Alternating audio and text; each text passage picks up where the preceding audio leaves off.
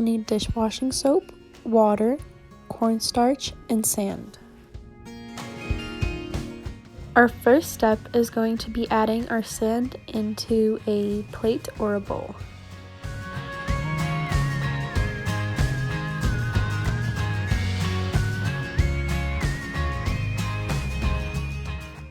Next, we will be adding our cornstarch. Now, we will mix them together.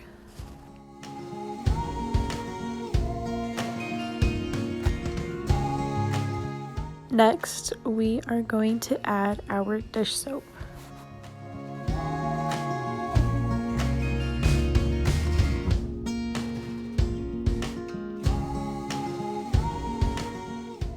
Now, we add our water little by little and start mixing.